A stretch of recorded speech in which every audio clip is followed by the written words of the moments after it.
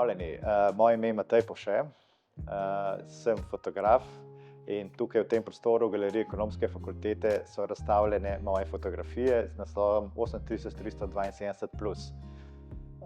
To so fotografije, ki sem jih naredil na Marš mira. Marš mira je pohod v Bosni in Hercegovini, ko obeležujejo genocid v Srebrenici.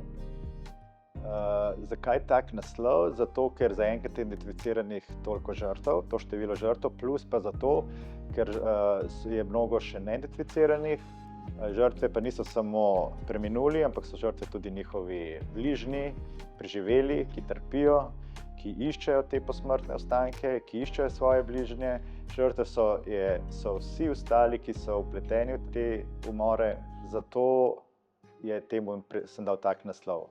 Ta Marš mira poteka v mesecu juliju, že letos je bila 30. obletnica. Ker sem bil že večkrat kot fotograf prisoten na sami komemoraciji v mesecu juliju v Potočarih pri Srebrenici, se mi je zdelo, da sva skupaj s kolegom, novinarjem, Urošem Škerjem Krambergerjem, ki sva večkrat že to delala skupaj, se je nama zdelo primerno, da ob 30. obletnici se udeleživa tega 100-kilometrskega pohoda.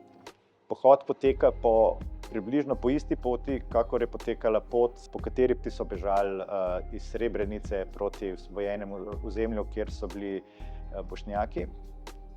To pomeni, da so oni sicer iz Srebrenice šli proti Nezuku, proti Tuzli. Ta pohod pa poteka v ravno obratno smer iz Nezuka proti Srebrenici, natančno proti Potočarjem, kjer je ta spominsko obeležje, kjer so vsi pokopani.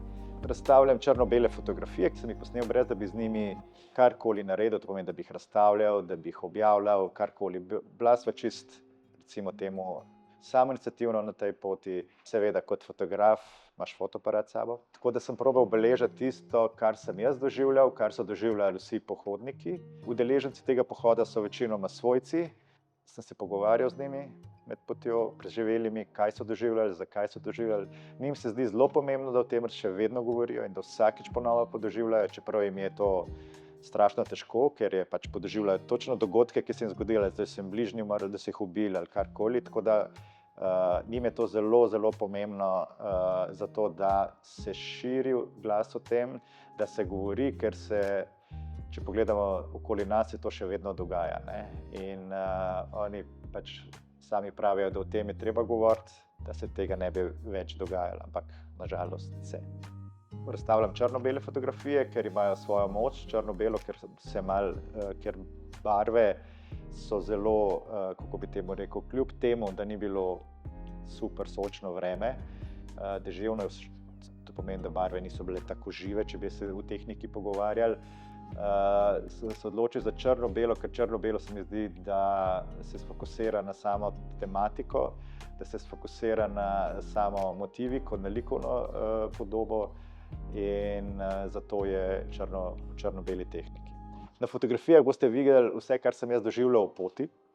To pomeni, da od srečevanj s preživelimi do srečevanj s posamezniki, ki so nas pričakali na tej 100-kilometrski poti, to pomeni, da so spekli kaj domačega, da so delili bombone.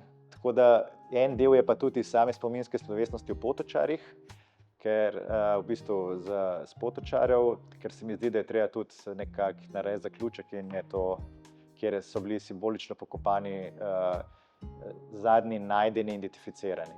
Kaj lahko rečem, da upam, da se boste udeležili in ogledali razstavo in s tem širili glas o tem, da genocid se dogaja, se je zgodil, se dogaja in upam, da se nikoli več ne bo zgodil kjerkoli po svetu.